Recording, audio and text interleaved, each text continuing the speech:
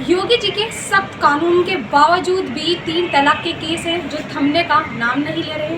एक पीड़िता हमारे साथ मौजूद है, उनको 3 तलाक देकर दहेज के खातिर मारपीट कर घर से बाहर निकाल दिया। आइए हम बात करते हैं क्या पूरा मामला है। क्या नाम है आपका? फौजिया। कहाँ के रहने वाली हो? जहरा। क्या हुआ था आपके साथ?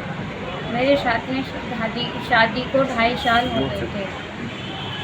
फिर उन्होंने 1 महीने सही रखा था।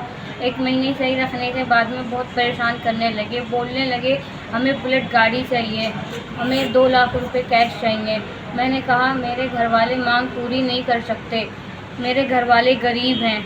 उसके बाद में मेरे कहने के बाद में बावजूद वो नहीं माने, उनका गैर औरत से किसी चक्कर था चल रहा था। फिर मैंने कुछ कहा उनसे कि उसे छोड़ दो, उन्होंने मेरे साथ में मार पिटाई करी। मार पिटाई के कारण मेरे पेट में जो बच्चा पड़ रहा था उसके चोट लग गई। कितने महीने का था बच्चा? 8वां महीना चल रहा था। 8वें महीने के बाद 7.5 महीने में हो गया था वो। 7 महीने होने के बाद में 2 महीने गया, उसके पेट में लगने के कारण उसमें इन्फेक्शन फैल गया था, वो ख़त्म हो गया, उसकी डेथ हो गई। कौन लेकर गया था हॉस्पिटल आपको? उस टाइम कैसी हालत थी? कहाँ थी आप? अपनी ससुराल में थी उस टाइम। मैं गई थी और मेरी नंद गई थी और मेरा शौहर गया था। और क्या क्या आपके साथ क्या क्या प्रताड़ित करते थे वो लोग आपको? मैं कहती थी मेरे बच्चे को, मैं भी बीमार थी, मार के मुझे भी बीमार कर दिया था। मैं कहती थी मुझे प्राइवेट में दिखाओ, तो वो बोलते हमारे पास इतना पैसा नहीं है, हम तो सरकारी में ही दिखाएंगे।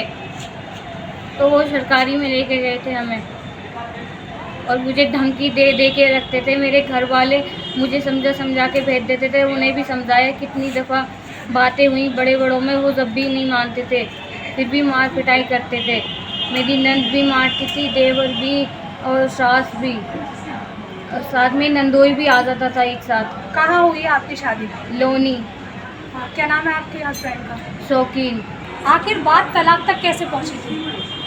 बात तलाक तक ये पहुँची थी, उनका किसी और लड़की से चक्कर चल रहा था।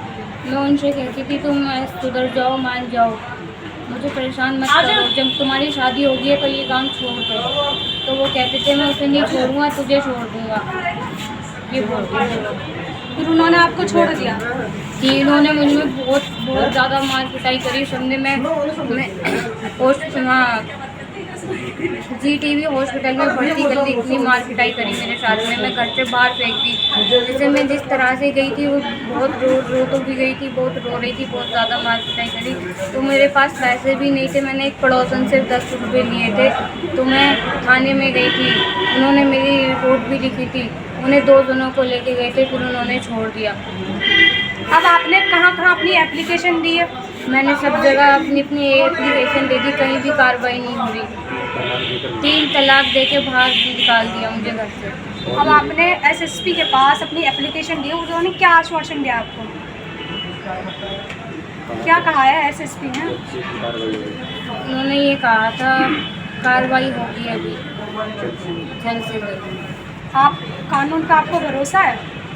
जी है। क्या नाम है आपका? इमरान। आप कौन लगते हैं लड़की के? मैं लड़की का भाई लगता हूँ। क्या पूरा मामला था? मामला ये था कि इसके घर के, इसके ससुरालिया इस पर दबाव डालते थे, मार पिटाई करते थे, इसके साथ कई बार ऐसे वारदात कर चुके वो कि नाकाबिले बर्दाश्त। हमने जाके समझाया, वहाँ मीटिंग बिठा ली, कई बार उनको समझाया, इनकी समझ में नहीं आई। 2-4 बार ये समझते थे कि रख लेते सही, फिर वही इसे मारते थे, पीटते थे, दहेज का दबाव डालते थे और इसको इतना मारते थे, इसकी हालत इतनी ख़राब हो जाती थी, इसे फिर भर्ती करना पड़ता था। 2 बार तो वारदात ऐसी करती इसके साथ, इसके कपड़े तक फाड़ दिए। और ये फिर टोनी का सिटी लोनी क्षेत्र में पड़ता है थाना, उसमें से वहाँ पड़ोस की एक लेडीज़ आई थी, उसके साथ ही वहाँ चली गई।